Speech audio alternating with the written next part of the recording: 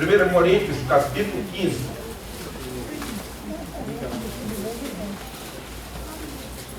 Versículos 56 a 58.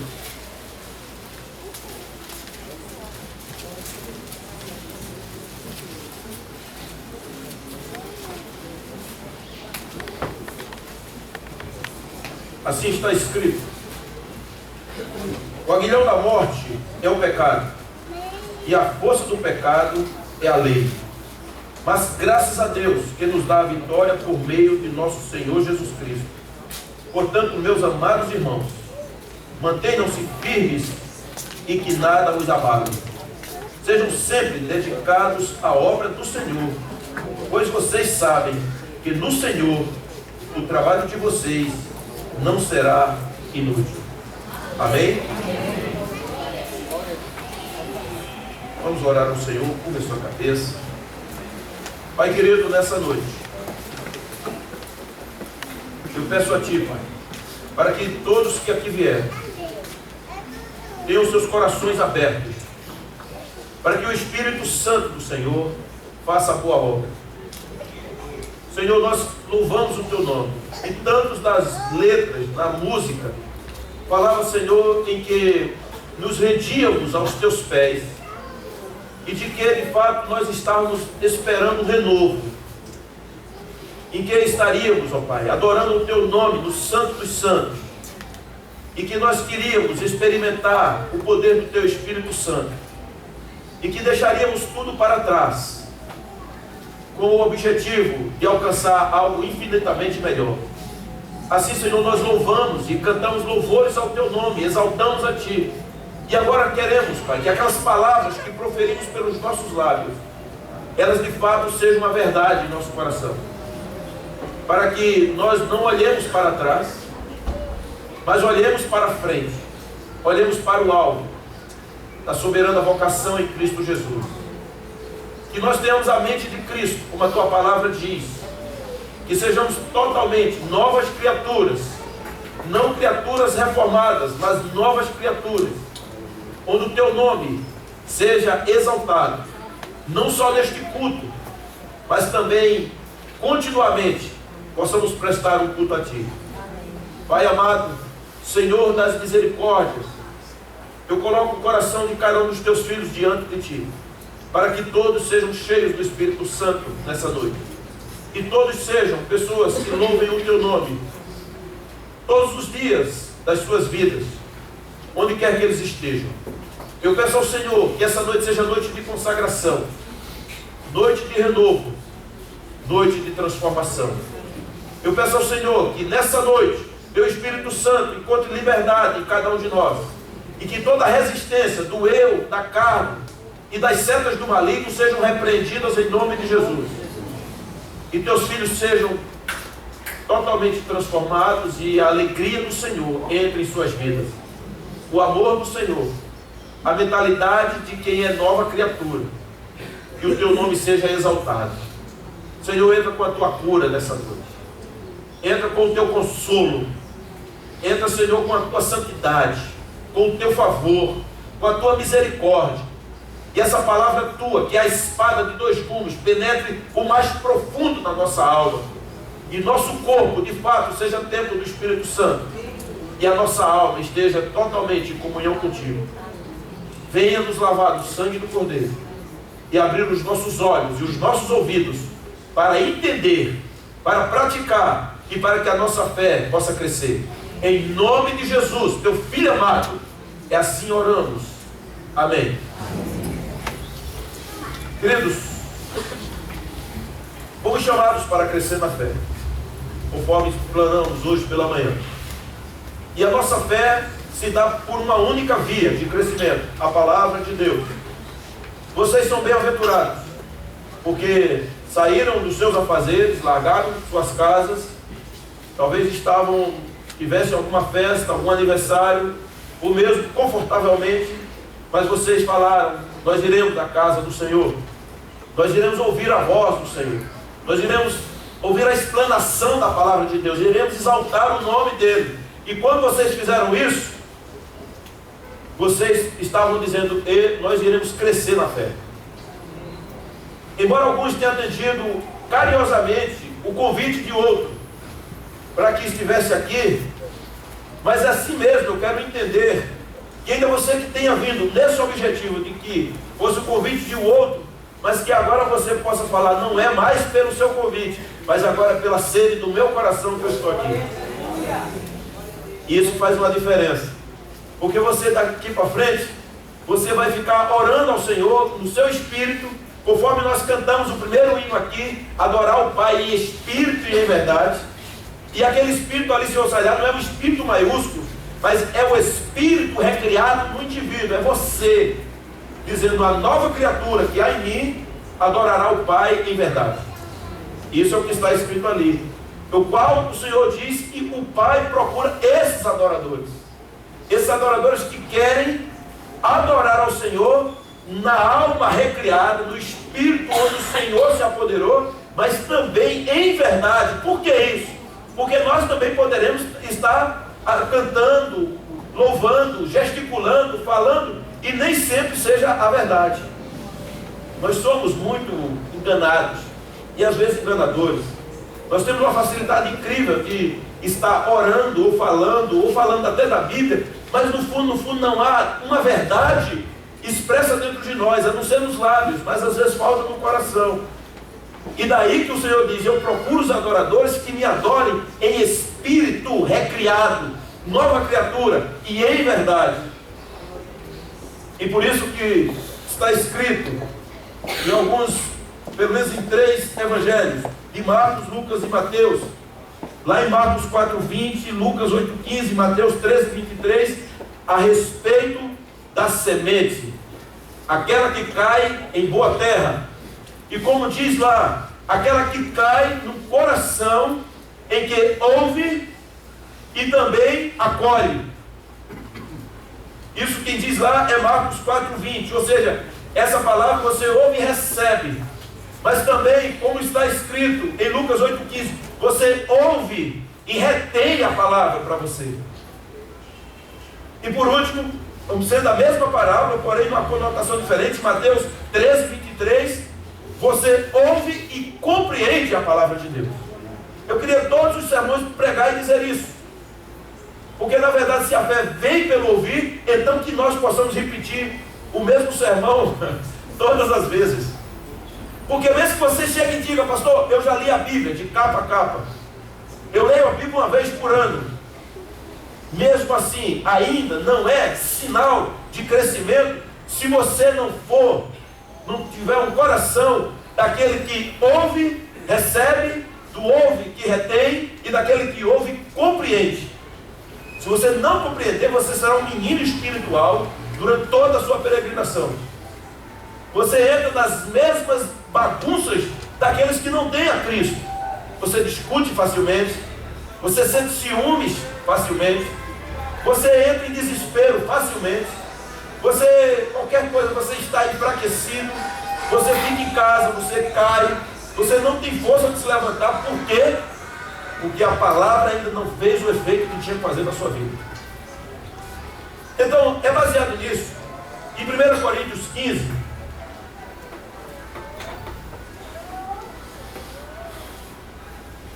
no versículo 57 especificamente, quando ele diz, mas graças a Deus que nos dá a vitória por meio de nosso Senhor Jesus Cristo.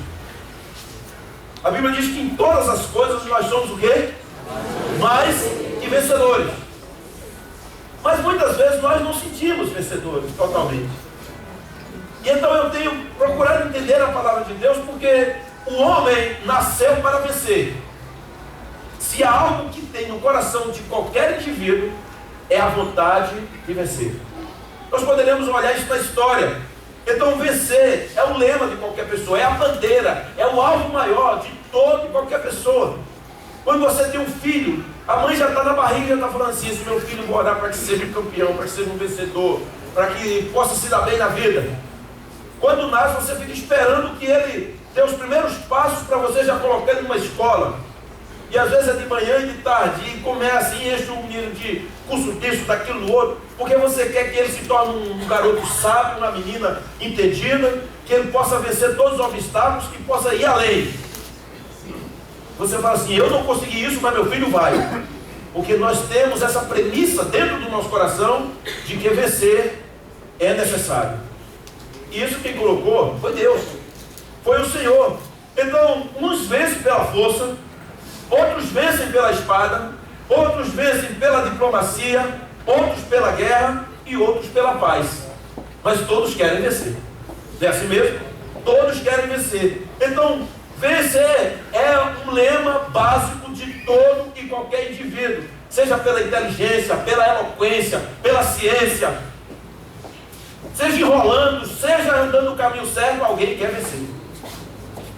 Então, queridos, em tudo na vida, o homem quer ser isso. O jogador que entra em campo, ele entra com o desejo para vencer. É um time pequeno, um time sem expressão. Quando o repórter faz uma pergunta, e aí? Ele diz, a gente está aqui e de repente vamos ver se poderemos sair com a vitória. Aí às vezes acontece aquela zebra, e ele sai enaltecido, e uns levantam a mão, agradecem a Deus, outros... Acontece um montão de coisas. Mas ele tinha o desejo de vencer. Isso é normal. O lutador que entra no ringue, ele não entra pensando assim, vou arrebentar com esse meu adversário. Eu vou vencer. Ele faz sempre isso. Então já começa a nocautear e desafiar. Aquele orador que sobe à tribuna, ele pensa em convencer a plateia. E ele quer vencer também. Então nós encontramos, qual é o comerciante que abre um negócio falando assim, estou abrindo esse negócio aqui, mas é certo que vou perder dinheiro. Não, ele já entra falando assim, estou lutando, tomara a Deus que dê certo, e isso aqui cresça, e mais tarde eu amplie, e de repente até abre uma rede de negócios. O comerciante abre um negócio esperando que venha ganhar muito dinheiro. E o estudante que está estudando lá, ele espera passar no vestibular, no Enem, ser chamado para Harvard, outros locais. Então todos nós queremos vencer. É algo do ser humano. Muitas vitórias esplêndidas foram conquistadas. Pensemos nos grandes homens. Quantas vezes Alexandre o Grande, ele arvorava bandeiras que tinham vencido povos? Muitas vezes. Foi considerado um grande homem. Vamos pensar em Napoleão na França. Quantas batalhas. Ele queria dominar a Europa. Ele se arvorava como um homem que de fato sabia as estratégias militares. Então ele lutava para vencer. Nós temos visto a ciência e a tecnologia calcando situações favoráveis em grandes descobertas. O homem desde, especialmente no século XX, ele teve assim um salto fantástico com a descoberta de tantas coisas. A máquina, a luz, o telefone, a imprensa, a questão da energia elétrica, do cinema, grandes descobertas. A medicina deu um salto fantástico. E todos eles estão ali à frente, recebem o prêmio Nobel da Paz, outro prêmio da tecnologia, o prêmio da descoberta, o prêmio da medicina. Eles querem ir para o Guinness Book, todos eles. Há um desejo do ser humano de que seja um vencedor. Mas tem uma situação muito complexa que o homem tem perdido e perdido feio. E esse é o que chama aqui o pecado do ser humano. O pecado é a causa de todas as ruínas do indivíduo. Tem sido o pecado. É a causa da tragédia do homem. É a causa da tragédia da humanidade. O homem, ele conquista tantas coisas, mas o pecado é o pior de todos os males. O pior do que pobreza, pior do que a fome, pior do que uma tragédia, pior do que doenças, pior do que abandono, pior do que a própria morte. É o pecado. É o pior de todos os males, de tudo que possa acontecer. Porém, queridos, nada disso pode afastar o homem de Deus dessas coisas que eu falei a respeito da conquista, mas o pecado afasta o homem da presença de Deus. Você ter conhecimento, ter dinheiro, ter ciência, poder viajar, fazer amizades, você poder andar em qualquer lugar, ir e voltar, tudo isso são conquistas. Isso não afasta o homem de Deus, mas o pecado, esse destrona o homem, afasta e leva ele para uma situação muito trágica. Então, o pecado, ele é enganador, ele é uma fraude, porque o pecado, ele promete coisas boas e na verdade ele só oferece a morte. Ele promete, mas não cumpre nada do que ele promete inicialmente. Ele começa até tendo uma coisa teoricamente boa, mas no final da história, ele arrasta o indivíduo não só para a morte, mas morte eterna. E um afastamento da presença de Deus. Essa é a verdade. Então, ele é uma fraude. Na verdade, o pecado, ele é dominador e é opressor.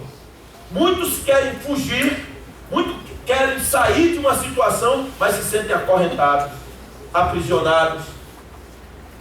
O pecado, ele destrói a mente humana. Pessoas cauterizadas levam o homem a se tornar um escravo da mais vileza, da maior baixeza que existe. Ele se sente acorrentado e sem força.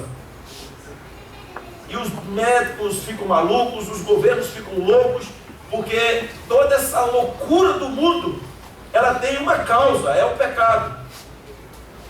Como um homem maluco, como lá na Alemanha, chegou lá e, do nada, porque assistia filmes, uma coisa lá que ele praticava lá diante do seu computador, ele agora resolveu botar na prática. Toda semana nós temos uma história de tragédia mundial. E o que está suplantado na alma do indivíduo é uma alma destruída, é um pecado. Não é outra coisa. Não é falta. Enquanto o mundo deu um salto fantástico em relação aos conhecimentos, a tudo que se imagina, em relação à sua vida com Deus, o homem se degradou de uma forma impressionante. Eu não falo mais nem se animalizou, porque até os animais já seria uma questão até de culpar eles. É muito pior. É uma coisa muito mais distante. Porque o cachorro que latia há 2 mil anos atrás e corria atrás dos animais ou brincava, é o mesmo de hoje, não mudou nada. Ele não ficou mais violento, ele não ficou mais feroz ou mais covarde, é o mesmo. O gato que corria atrás do rato há 2 mil anos atrás é a mesma coisa hoje. Ele não corre atrás de um tatu, ele continua correndo atrás de um rato. Não mudou. Mas o homem mudou. E mudou para pior. A índole do homem se tornou mais perversa. O caráter do homem se tornou mais nefasto, mais miserável, mais desgraçado. O mundo, com toda a vastidão de conhecimentos, piorou muito mais.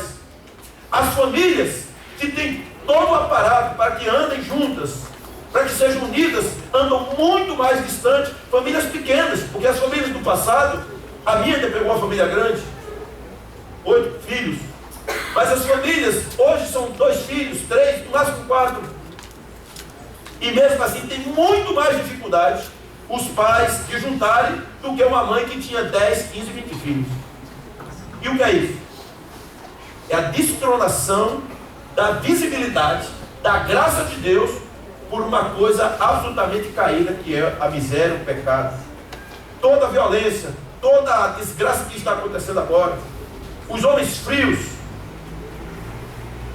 as pessoas que matam e não tem medo se vai apodrecer numa cadeia. Isso não é uma questão de vacina, é porque é preso e é solto no outro dia. Não, o mundo inteiro está assim.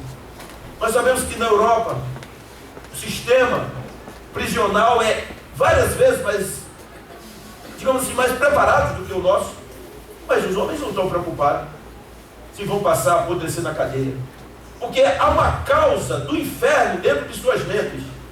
E essa causa do inferno, ela é tão forte e tão patente que eles não conseguem mais temer outra coisa, porque suas mentes, diz a Bíblia, que são mentes cauterizadas. E o médico sabe bem o que é isso. Se tem uma ferida, e se ele vai cauterizar a ferida, então quando ele queima, então ele dá aquela capa, mata, porque ali mata aquelas bactérias ali em cima, então, mas por baixo necessariamente não está curado. Precisa muitas vezes de uma biópsia em laboratório para saber o que tinha lá. Mentes cauterizadas são mentes apenas que têm uma capa, mas por debaixo elas estão apodrecidas. E o ser humano, ele está absolutamente apodrecido. Ele está doente. Ele não consegue mais se conter por conta do domínio do pecado dos dias presentes. Muito maior e superior do que nos tempos dos meus pais, quando eles nasceram. Então esse é o mundo. O domínio do pecado, ele é progressivo. O rio Amazonas, Quem for nas nascentes dele, o próprio rio São Francisco, que é um rio infinitamente pequeno, se for comparar ao Amazonas, ele nasce de veios de água, de pequenas fontes, ali nascendo. Você brinca, você toma banho ali, nem dá para se molhar direito, mas nasce um pouquinho ali, outro pouquinho ali, vai nascendo e vai se juntando, e daqui a pouco forma daquele rio fraquinho um volume tão avassalador que você não consegue atravessar a nado em hipótese alguma. Um barco para atravessar, ele leva às vezes 7, 15 dias ou mais, dependendo para onde vai, atravessando só o rio Amazonas, pela largura que ele tem, a distância, uma coisa impressionante. Então tudo começa com coisas pequenas, tudo começa com situações quase imperceptíveis. Eu lembro de uma historiazinha em que uma criança que tinha Jesus no coração, ela dizia que o diabo batia no seu coração, aí ela dizia assim: Jesus vai olhar quem é. Então batia no coração, na porta, Jesus ia olhar. Quando o diabo olhava pela fresta da chave, dizia assim: ixi, Jesus está aí, eu vou me mandar. Agora, quando o próprio indivíduo fala assim: eu vou dar uma olhada, não, eu vou abrir um pouquinho só a porta. Pois não, Satanás. Ele disse: é só uma conversinha de 5 minutos. E ele só quer o dedinho. E depois ele: por favor, eu só quero, estou cansado, deixa eu entrar um pouquinho. E aí teve grande dificuldade de sair. Talvez precise de um exorcismo pesado, jejum e oração, porque há situações que são bem destrutivas. Mas, amados, eu quero dizer que há vitória para o pecado. Amém. Há uma saída para as nossas vidas. Louvado seja o Senhor. Eu falava hoje na escola bíblica dominical para aqueles que irão se batizar, e fiz uma pergunta ali aos alunos: se você oferecer seu filho para que ele morra no seu lugar, ele é novinho ainda, você não vê ele fazendo nenhuma atrocidade, ele é novinho, 3, 4 meses, então ele é sacrificado e o sangue dele é derramado em seu favor, tem cura do seu pecado. Alguns ficaram um pouco em dúvida, eu também sou aprendiz, mas depois chegaram à conclusão que não haveria jeito. Porque embora o ser humano esteja compelido a pecar pela sua natureza caída, uma vez que ele de fato se debruça no Senhor e ele tem um encontro com Cristo, e ele passa por um encontro com Cristo, aquele que foi a cruz do Calvário, e o sangue de Cristo, ele passa na vida daquele pecador, o Senhor fala assim: você agora é uma nova criatura. Não é uma criatura reformada. Como diz Romanos 12, versículo 2: pela renovação da vossa mente. Ele diz que agora você presta um culto racional, lá no capítulo, do versículo 1, versículo 2, mas que você agora foi transformado pela renovação da vossa mente. Dos pais, o Senhor agora faz de você um novo indivíduo, uma nova criatura. Então, somente depois que nós confessamos os nossos pecados e aceitamos o sacrifício de Cristo, nós somos novas criaturas, amados, de uma vez para sempre. Se o Senhor genuinamente, verdadeiramente, você permitiu que Ele tocasse nas suas feridas, Ele lhe curou para sempre. Você pode até ter umas guerrinhas aí, umas lutas, mas seu desejo não é ficar mais preso no pecado. Você não tem mais desejo de ficar lá bebendo daquela fonte podre. De vez em quando você dá um tropeço, alguma coisa acontece, mas sua vontade é beber na fonte de água limpa. Por isso que Apocalipse, capítulo 2, a partir do versículo 1 ao 7, o Senhor falando à igreja de Éfeso, Ele diz muitas coisas boas a respeito da igreja de Éfeso. Mas há uma coisa que Ele fala: eu tenho contra ti, que abandonaste o teu primeiro amor. Lembra-te, pois, de onde caíste. Se não virei a ti e removerei o teu candeeiro. Mas o Senhor disse: eu tenho contra você combate as heresias, a obra dos nicolaítas, não negaste o meu nome. Tem muita coisa importante. Mas o Senhor não quer só que as pessoas tenham um encontro com Cristo e se tornem novas criaturas. Queridos, eu falei hoje, Cristo torna o indivíduo uma nova criatura. Não é uma pessoa bem comportada apenas. Não é uma pessoa reformada. Não é uma... Você pode conhecer as obras de Confúcio, as obras de Maomé, pode conhecer as obras de Buda, pode conhecer as obras de Kardec. Você pode até ir servi-lo, pode até ler todos os escritos e falar assim: serei um como ele, eu vou buscar o Nirvana como Buda quis, e andarei comportadamente como eles, meditando, ou fazendo as boas obras, como fez Kardec. Mas nada disso lhe traz a salvação, em absoluto. Sabe por quê? Porque todos esses homens eram pecadores. Todos esses homens, eles não conheciam o que era o sangue de Cristo passando em suas vidas. Todos esses homens, eles não conheceram o que é o novo nascimento, o ser uma nova criatura, mas eles conheceram o que era disciplina. E a disciplina, conquanto necessária e boa, mas insuficiente para botar o indivíduo no céu.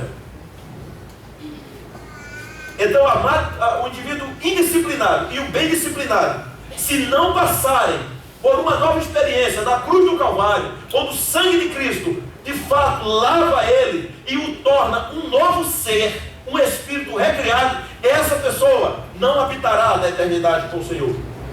Ele ouvirá do Senhor, conforme está em Mateus 25: apartai-vos de mim, eu não vos conheço, para o fogo eterno de vocês. Não que eu ame menos vocês do que esses que estão à minha direita. A diferença é que vocês não experimentaram o gozo do meu filho, o sacrifício da cruz do Calvário, passando sangue na vida de vocês. Perceberam? Nós poderemos ser religiosos, nós poderemos ser pessoas boas, nós poderemos ser pessoas bem comportadas, nós poderemos ser pessoas que vamos andar e dar exemplo, e as pessoas falam assim: imitem ele. E poderemos ter discípulos andando conosco, pessoas caminhando conosco, e ter muita gente. Mas digo, se não nascer de novo, não herdará o reino eterno. Se não entregar a alma a Cristo e não passar por uma regeneração, e regenerar significa nascer de novo, regeneração, de novo. Se não nascer de novo, não herdará o reino eterno. O Espírito do Senhor nunca habitará em seus corações. Suas vidas nunca experimentarão a glória de Deus. Nunca. Então há uma esperança para nós. Porque o domínio do pecado, embora sendo progressivo, a vitória sobre o pecado é certa que o Senhor há de nos dar. Essa vitória, queridos, é a vitória em que o Senhor ajuda-nos para que possamos trabalhar poderosamente. Uma vez lavados no sangue de Cristo, há uma esperança. A Bíblia diz: Jesus Cristo, Ele é a única esperança. É o único que morreu, mas ressuscitou. Não tem túmulo. Há túmulos de Buda, de Confúcio, de Maomé, há túmulos de Kardec e tantos outros, mas em Cristo não há túmulo. Há um buraco lá vazio que as pessoas vão tirar foto. Corpo, nunca. Jamais. Não tem o corpo. Então essa esperança, sim, existe. Os céus e a terra, os profetas, os apóstolos, a Bíblia, os cristãos, aqueles homens que lavaram suas vestiduras no sangue do Cordeiro, o Deus Todo-Poderoso, eles gritam. Eu ouço a voz deles gritando, dizendo: há uma solução. Há uma solução para você. E isso é maravilhoso, há uma saída. Essa pessoa que venceu o pecado, que esmagou a cabeça do diabo, que de fato esmagou a serpente. Jesus Cristo apareceu e se manifestou para, a Bíblia diz, para desfazer as obras do diabo. Desfazer as obras do diabo aonde, irmão? No coração. A Bíblia diz que a natureza geme e espera a revelação de Jesus Cristo, o novo tempo. A natureza, haverá um tempo que a Bíblia diz novo céu, nova terra, e uma criatura, como diz lá em 1 Coríntios capítulo 15, onde nós seremos transformados. Entenda, seu espírito já é recriado para aqueles que têm a Cristo. Mas agora o Senhor fala assim também: eu não quero nem o seu corpo. Já que eu recriei o seu espírito, agora eu vou dar um novo corpo a você. E no dia da ressurreição de Cristo, no dia da volta do Senhor, Ele diz que ressuscitará os mortos. Ele tirará do túmulo. Pastor, mas foi queimado, virou cinza. Ele vai dar um novo corpo. Foi jogado no mar, também vai dar um novo corpo. Não importa como foi e aonde foi. Sabe o que importa? É que o Senhor dará um novo corpo a você. Dará um novo corpo. E o Senhor então o abençoará profundamente. E o Senhor fará com que Ele disse: eu estarei com vocês para sempre. Ele disse que estará toda a vida ali para todo sempre. E onde Ele vai estar, na cidade que Ele está, Ele disse: não precisará de sol, porque a luz do Cordeiro alumiará toda a cidade. Louvado seja esse Deus maravilhoso. O Senhor disse que não haverá mais doença, não haverá mais crime, nada, porque nós estamos a caminho desse tempo. Queridos, nós somos chamados para viver esse tempo, graças a Deus, por Jesus Cristo nosso Senhor. O pecado não terá domínio sobre nós, diz a palavra. Paulo fala lá em Romanos 7, ele estava em grande agonia, e agora ele diz assim: miserável homem que eu sou, quem me livrará disso? Mas aí ele diz assim: graças a Deus, por Jesus Cristo nosso Senhor. Então não importa a luta que você enfrenta, as tentações que estão vindo, as guerras, talvez até uma enfermidade que de repente vem se arrastando aí, talvez uma escassez financeira, talvez uma luta na família, coisas que você gostaria que acontecesse e não estão acontecendo. Mas se você estiver firme no Senhor, estiver servindo ao Senhor com ousadia, estiver andando na presença dEle, nascido de novo, lavado do sangue de Cristo, você tenha paz, porque o Senhor lhe visitará com poder. Ele lhe visitará com poder. No encontro, como ele diz lá em 2 Crônicas 20:17, ele diz: nessa peleja não tereis que pelejar. Eu, Senhor, batalharei por você. Eu, Senhor. A batalha é de Deus. A vitória é nossa. E essa é a diferença entre a derrota e a vitória. Entre aqueles que não têm a esperança de Cristo. Eu sei, queridos, que muitos estão aqui: pastor, eu creio em Deus. Irmãos, não fique assombrado de crer em Deus, porque até o diabo crê e estremece.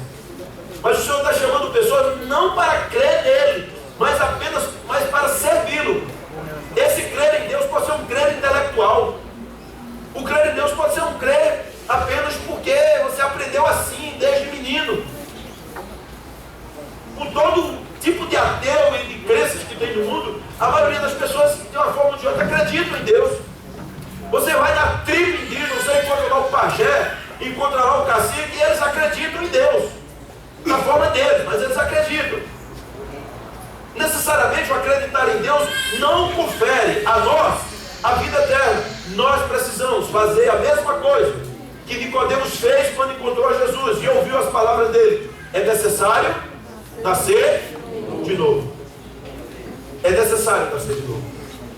E quem nasce de novo tem os seus nomes escritos no livro da vida. Quem nasce de novo tem gozo na alma. Quem nasce de novo tem o seu coração cheio do Espírito Santo. Quem nasce de novo tem sede de Deus. E quem nasce de novo é mais que vencedor. Louvado seja o Senhor. Glórias sejam dadas ao Senhor, em nome de Jesus. Davi venceu Golias não pela força, mas ele venceu em nome do Senhor dos Exércitos. Davi venceu. Ele disse: você vem a mim com pedras, com vara-pau, mas eu vou a você em nome do Deus vivo. Como é que você tem vencido as suas batalhas, as suas lutas? Em quem você tem crido? Em quem você tem depositado a sua confiança? Como é o tipo da sua fé? Que tipo de fé você tem? Você crê em quem? Você crê na sua religião? Você crê porque você é uma pessoa dotada de conhecimento? Irmãos, isso não é fé. Isso é só conhecimento. Fé é aquela que se fala em Hebreus capítulo 11. é o firme fundamento das coisas que não se vê e a certeza daquilo que se espera. Fé, só tem uma fé que é validada aos pés e aos olhos do Senhor. É a fé na pessoa do Filho de Deus, em Jesus Cristo. Há muitos tipos de fé. Há muitos tipos de crença. Há muitos tipos de filosofia. Há muitos tipos de entendimento e de religiões ou não. Mas a fé, ela é aquela que é validada olhando para Cristo. E o Cristo que eu falo é o Cristo que foi à cruz do Calvário. Porque também há muitos tipos de Cristo. Muitos deles. Por isso, eu quero levar você a olhar para isso. Porque embora o pecado tenha uma força muito grande sobre as pessoas, mas o segredo da vitória, o segredo da vida eterna, o segredo de uma eternidade é olhar e confessar e viver olhando apenas para Cristo, andando com Ele. Como está o seu amor por Jesus? Você tem tirado proveito da sua fé? Sua fé é redundante ou é uma fé crescente? Você é uma pessoa que olha para frente, você é uma pessoa que faz com que o nome do Senhor seja glorificado na sua vida, você tem sede de Deus e faz com que o nome do Senhor seja glorificado na sua vida. Você não pode se enganar nem enganar as pessoas. Você não pode levar a coisa na balela. Você não pode levar a coisa achando que de qualquer jeito vai. O que importa é ter fé, como tem até uma visão disso. O que importa é crer em Deus. O Senhor não está interessado no meu corpo, está. O Senhor está interessado nos seus pensamentos, nos seus atos, nas suas atitudes. A Bíblia diz que aquilo que foi dito às escondidas será prestado contra o Senhor. Então, queridos, em nome de Jesus, possamos imaginar, introjetar, pensar e viver uma vida para o Senhor, amando o Senhor de todo o nosso coração, servindo a Ele com ousadia. Nós não temos mais tempo a perder. Esses dias nós evangelizamos em vários locais.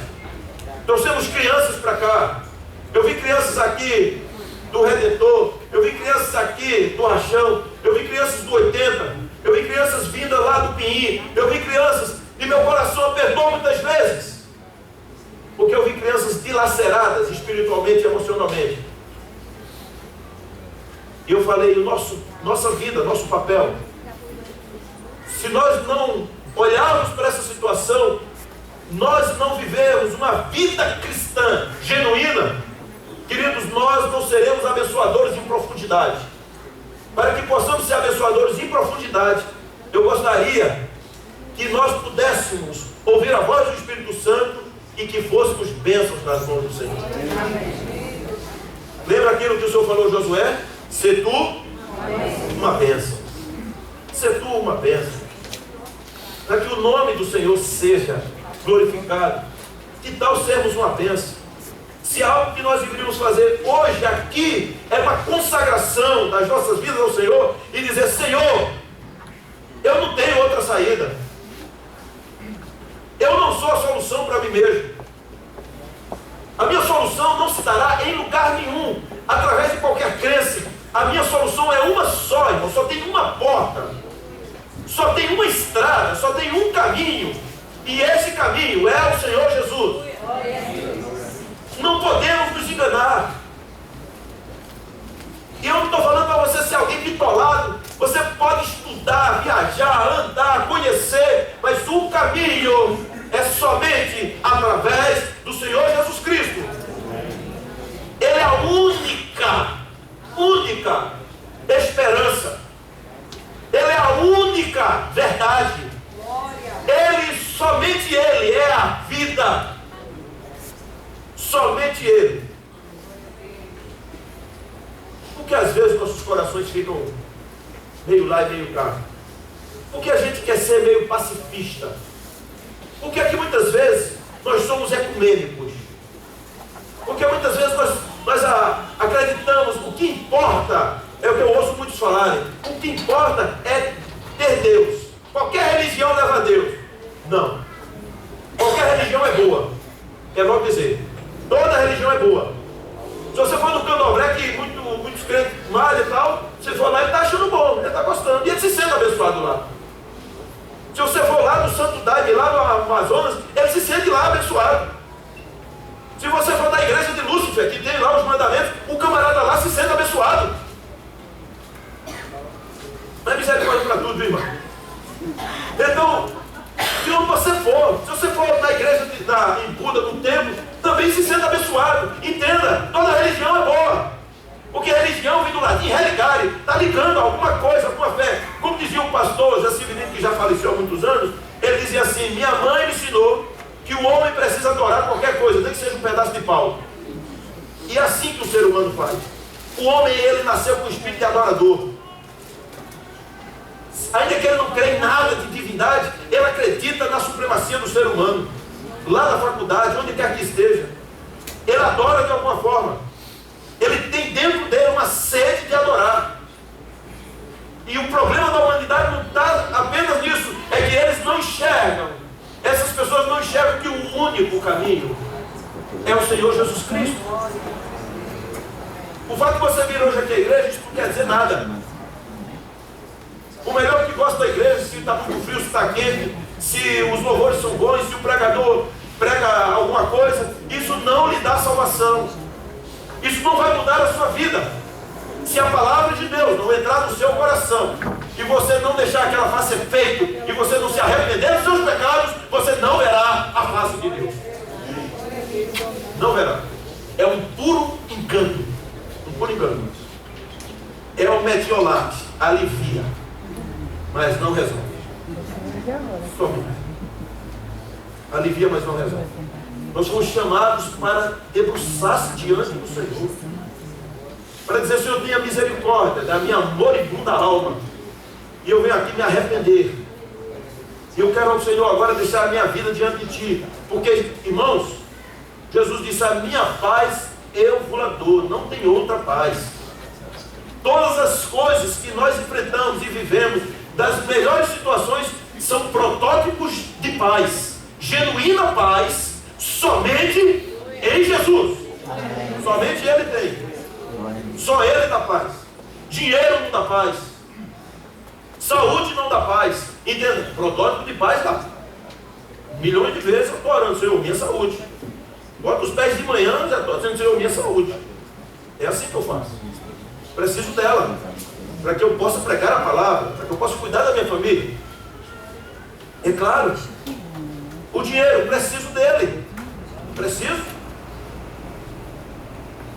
Mas entenda, essas coisas são protótipos de paz, porque no final das contas não lhe dá a face de Deus.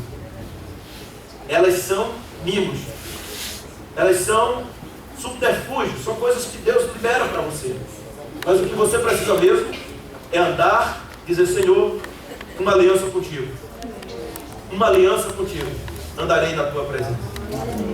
E nada mais. Deus abençoe vocês. Eu quero chamar a Laís aqui para louvar o nome do Senhor.